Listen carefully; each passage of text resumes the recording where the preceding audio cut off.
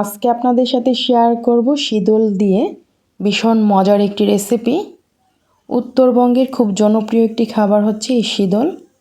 আমরা অনেকেই হয়তো শীতলের সাথে পরিচিত না, তাদের সুবিধার্থে আমি দেখিয়ে দিচ্ছি শীতল কি।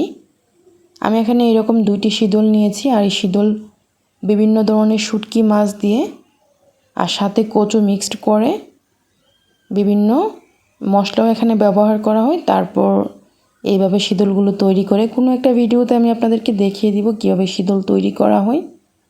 আমি এখানে 2 পিস শীতল নিয়েছি, আর এই শীতলগুলোকে একটু এভাবে উল্টিয়ে পাল্টিয়ে পুড়িয়ে নিব, তাতে করে শুটকি মাছের যে একটা কাঁচা গন্ধ থাকে গন্ধটা দূর হয়ে যাবে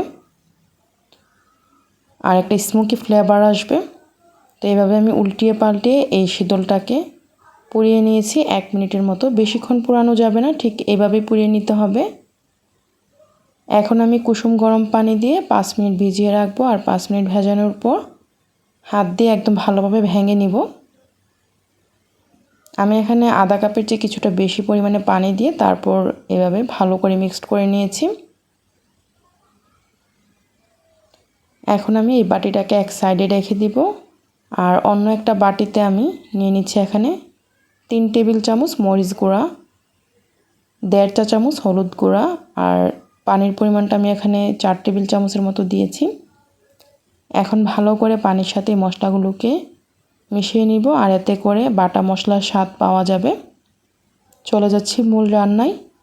চুলায় একটা প্যান বসিয়ে দিয়েছি। প্যান গরম হয়ে যাওয়ার পর এখানে আমি দিয়ে দিলাম 1/4 কাপ সরষের তেল। তেল গরম হয়ে যাওয়ার পর দিয়ে দিচ্ছি এখানে পেঁয়াজ কুচি 1.5 কাপ। আর চেষ্টা করবেন সরষের তেল দিয়ে রান্না করতে, কারণ এই রান্নাটা সরষের তেল দিয়ে করলে অনেক বেশি ভালো লাগে খেতে। এখন দিয়ে দিচ্ছি এখানে রসুন কুচি আধা কাপ। পেঁয়াজ রসুন কুচির পরিমাণটা একটু বাড়িয়ে দিলে ভালো হয়।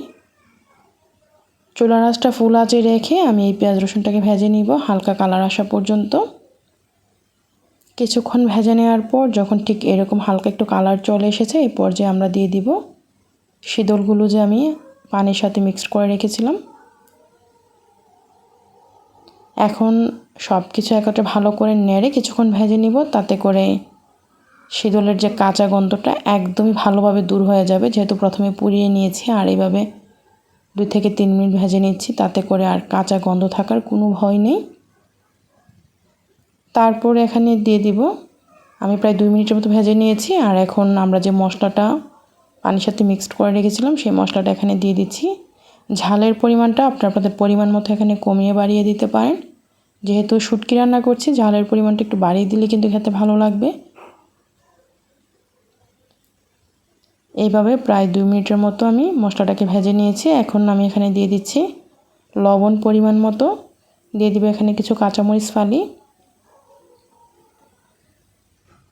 চুলার আঁচটা আমি এই পর্যায়ে মিডিয়াম আঁচে রেখে ভালো করে নেড়ে চেড়ে মিশিয়ে নিয়েছি, আর এভাবে 2 থেকে 3 মিনিট রান্না করে নিয়েছি। তারপর আমি এখানে দিয়ে দিব পানি। আমি এখানে প্রায় 1/4 কাপের মতো পানি দিয়েছি, আর এখন চুলার আঁচটা একদম ফুল আঁচে করে দিয়েছি। অবশ্যই একটু পরপর নেড়ে দিতে হবে, তাতে করে নিচে দিয়ে পুড়ে যাওয়ার কোনো ভয় থাকে না। নিচে দিয়ে যদি পুড়ে যায় তাহলে স্বাদ এবং গন্ধ দুইটাই নষ্ট হয়ে যায়। এইভাবে কিছুক্ষণ পরপর নেড়ে প্রায় আমি 15 মিনিট রান্না করে নিয়েছি, আর 15 মিনিট পর ঠিক এই পর্যায়ে এসেছে। এই রান্নায় কিন্তু ঝোল ঝোল থাকলে একদমই ভালো লাগবে না খেতে, তাই এরকম একদম শুকনা শুকনা করেই নামাতে হবে। আমাদের রান্না শেষ। আপনারা যদি ধনিয়া পাতা কুচি পছন্দ করেন এই পর্যায়ে দিয়ে তারপর নামিয়ে নিতে পারেন। আমি এখন চুলা থেকে নামিয়ে একটা প্লেটে বেড়ে নিব। আমি কিন্তু উত্তরবঙ্গের মেয়ে না, আমার রান্নায় যদি কোনো ভুল ত্রুটি হয়ে থাকে, যারা উত্তরবঙ্গের মানুষ তারা অবশ্যই কমেন্টে জানাবেন। তবে আমার কাছে আজকের এই শীতলের রেসিপিটি খেতে অসম্ভব ভালো লেগেছে। আমার বাসার সকলের কাছেই ভালো লেগেছে। আশা করি আমার রেসিপিটি আপনাদের কাছে ভালো লাগবে। যদি রেসিপিটি ভালো লাগে লাইক শেয়ার দিয়ে সাথেই থাকবেন। রেসিপিটি দেখার জন্য সবাইকে অসংখ্য ধন্যবাদ।